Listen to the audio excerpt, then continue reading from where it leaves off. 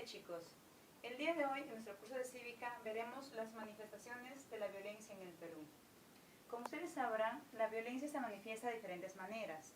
Lo más común que podemos observar es la violencia familiar, o también conocida como la violencia doméstica, que a cada día aqueja a las diferentes familias en el Perú. Asimismo, también tenemos otro tipo de violencia, que es como por ejemplo el pandillaje juvenil, las barras bravas, ¿no?, que se dan en diferentes espacios. Por otro lado, en la historia peruana tenemos una violencia que se gestó entre los años 1980 y 1992. Estamos hablando específicamente de la violencia o del conflicto armado interno. ¿Qué sucedió en estos años? ¿Por qué los especialistas o los investigadores llaman conflicto armado interno? Pues se desarrolló una violencia nunca antes vista en nuestro territorio peruano. ¿Quiénes causaron esta violencia? ¿Quiénes fueron los que más perdieron esta violencia? Bien, los que causaron esta violencia fue Sendero Luminoso, por un lado, y por el otro lado estaba el MRTA. ¿Qué es Sendero Luminoso? Sendero Luminoso fue un movimiento, y sigue siendo un movimiento armado, ¿ya?, que quiso tomar el poder en el Perú de manera violenta, con la fuerza, con las armas. Lo mismo el MRTA. ¿Qué significa MRTA? Dirán, chicos, MRTA significa Movimiento Revolucionario Túpac Amaru. Estos dos hicieron frente, ¿a quién? Al Estado. Muy bien, hicieron frente al Estado. Entonces, el Estado estuvo representado por las Fuerzas Armadas. Bien, entonces este conflicto, ¿por qué decimos que fue un conflicto sin precedentes en el Perú? Porque anteriormente no se había gestado algo similar. Este conflicto que se dio de estos dos movimientos, el Sendero Luminoso y el MRTA, contra el Estado, tuvo en el medio, por eso dije fácil, tuvo acá en el medio, ¿a quién? Al pueblo. Dirán, Miss, ¿dónde se dio esto? Que yo no escuché.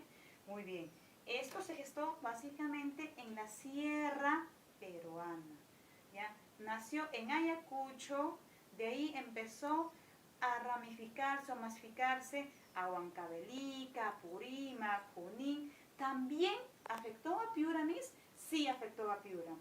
En Piura, por ejemplo, amanecieron la Universidad Nacional de Piura embanderadas por estos movimientos. De igual manera, ¿hubo atentados en Piura, Miss? Sí, hubo atentados. ¿Cómo qué, por ejemplo? Cochebombas. En esa época de la violencia que estamos hablando, ¿de qué año dije? 1980. ¿A qué año? A 1992. Este fue el periodo de este conflicto armado interno. En este periodo, pues la población que estaba en el medio, el pueblo, fue la más afectada. ¿Por qué? Porque había un temor, ¿no?, tanto por las Fuerzas Armadas que entraban a los pueblos a buscar a los MRTistas o los senderistas para que puedan interrogarlos, pero lo hacían de manera muy violenta. De igual manera, Sendero Luminoso y el MRTA se consideraban los defensores, entre comillas, los defensores del pueblo, ¿no?, de los del pueblo, y les brindaban supuestamente protección. Pero esta protección, lo digo en comillas, porque era mal visto por las Fuerzas Armadas. Y lo mismo, si las Fuerzas Armadas brindaban protección al pueblo, entonces estos dos accionaban en contra del pueblo. Por eso es que decimos que fue una violencia sin precedentes. Bien, ¿qué consecuencias trajo ese accionar? Uno, disminución de la población, ¿cierto? ¿Por qué? Porque hubo miles de pérdidas humanas. En el informe de la Comisión de la Verdad señala de que de cada 4 muertos, 3 fueron quechohablantes, nativos, indígenas. Bien, ¿de qué manera más afectó? No solamente hubo descenso de la población, o sea, no solamente hubo muertos. Incluso estos muertos, muchos de los familiares no podían identificar a sus cadáveres, pues los encontraban o los mataban estos son grupos en conflicto y simplemente los arrojaban en fosas comunes o muchas veces en los ríos. Bien, otra consecuencia que trajo esta violencia durante la década de los 80 y 90 fue la migración. ¿Cómo así es la migración? Recordemos que se inicia primero en el campo, ¿cierto? Al interior del país. Entonces la gente no se sentía contenta, no se sentía protegida, no se sentía salvo en el campo, al interior del país. Entonces empezó la migración del pueblo. ¿Hacia dónde? Hacia la ciudad. Principalmente a nuestra capital, Lima.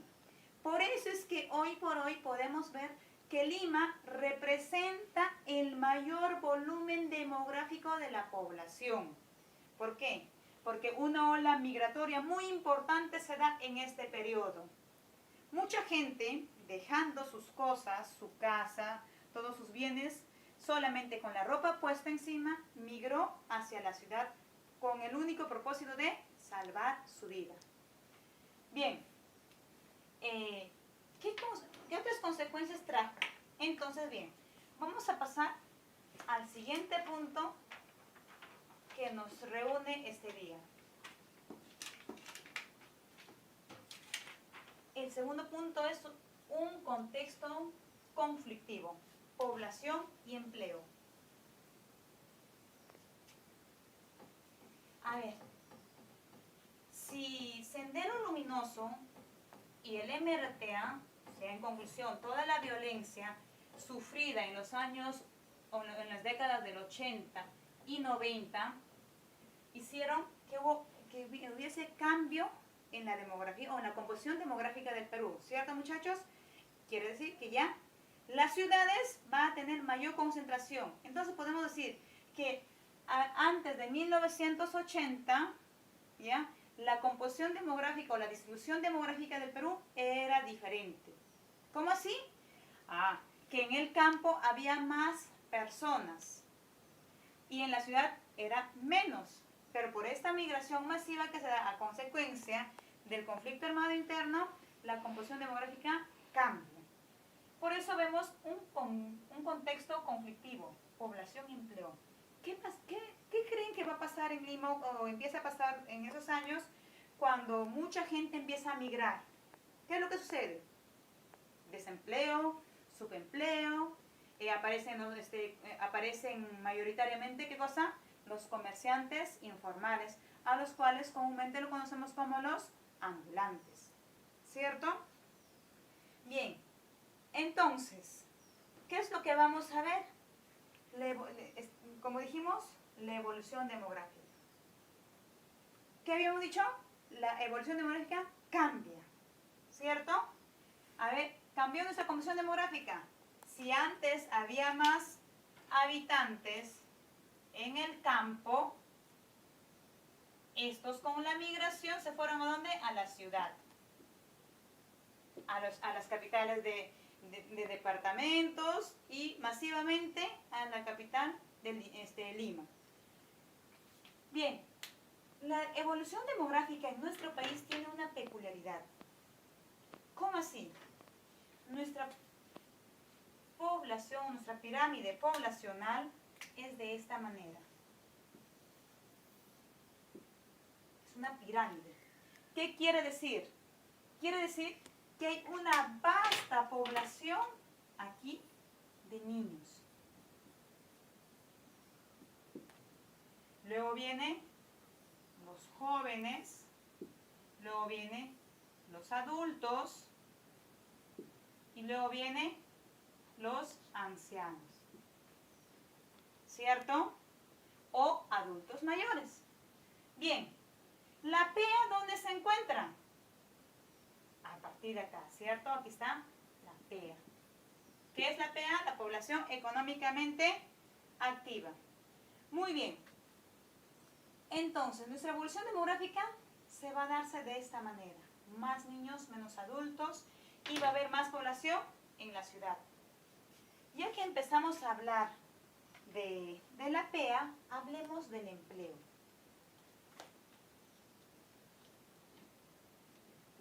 Como les había mencionado ya, ¿qué sucede con el empleo?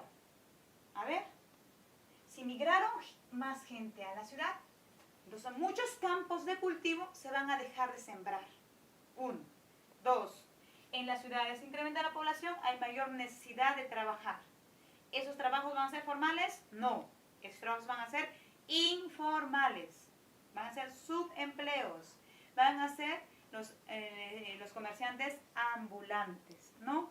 Que no tienen seguro social, no tienen CTS, no tienen ahorro, ¿cierto? Eso es lo que hoy en día nos está pasando en la factura en el país, a propósito de la situación que estamos viviendo, el COVID-19, ¿cierto? Entonces, como tenemos una población muy amplia, subempleada, entonces no hay seguros, no hay CTS, es poca la población, no llega, en las estadísticas que van mostrando, no llega ni al 30% de la población. O sea, la gran mayoría de la población está subempleada. Entonces, justamente ¿por qué? Por nuestra evolución demográfica y por esta migración que se ha dado, ¿no? La concentración masiva de las personas en las ciudades. Muy bien, otro problema que se va a generar va a ser el empleo y la educación. A ver, pregunto, chicos, si una familia tiene más hijos, ¿la calidad de la educación de los hijos será mejor o peor? Y frente a una familia que solo que tenga menos hijos. A ver, ¿cuál es la situación? Entonces, si analizamos este caso de una familia con más hijos y una familia con menos hijos, la situación económica va a ser mejor para la familia que tiene menos hijos. Mientras que la familia que tiene más hijos va a tener que compartir el ingreso, ya sea de papá, de mamá o tal vez de uno solo de ellos, ¿no? Entre todos los hijos. De esta manera quitando la oportunidad de desarrollo a los hijos, ¿cierto? Bien. Entonces, ¿qué relación tiene el empleo y la educación? A ver, me dirá. La relación es bien simple. A mayor educación, mejor va a ser tu condición de empleo. ¿Cómo así? A ver, si nosotros, ustedes chicos están en quinto año de secundaria, van a terminar el colegio, van a estudiar una carrera profesional, van a hacer su maestría, su doctorado, su PhD, y otros chicos no quieren estudiar, quieren pasarle el tiempo, ¿no? Criollamente, como dicen, ¿no? La juventud es una sola, hay que disfrutarla, dicen, ¿no? Pero esto, a lo largo del tiempo, ¿qué va a suceder con ellos? A ver, ¿quién va a estar en mejor condición? ¿El que se educó más o el que simplemente se dedicó a pasar tiempo? A ver, su condición económica será mejor del que se dedicó a estudiar y logró más grados, ¿cierto? Va a ser más requerido por la sociedad. Entonces, esto es una situación, ¿no?, conflictivo. Cuando la población es menos educada o va a tener menos acceso a la educación, vamos a estar hablando de una población excluida. Vamos a hablar de una población discriminatoria, vamos a hablar de una población con pocas oportunidades de superación. Si nosotros invertimos más en educación, digo nosotros, ¿por qué? No solamente el Estado tiene que invertir en educación, también nosotros tenemos que invertir en educación. ¿De qué manera? Dedicándole más tiempo al estudio. Bien, chicos, esto es el tema de hoy. Cualquier duda, ya saben que deben de escribirme a mi correo dvaldes@colegiosdeltriunfo.edu.p. ¿Ok? Y el día martes de 8 a 10 los estoy atendiendo. Gracias.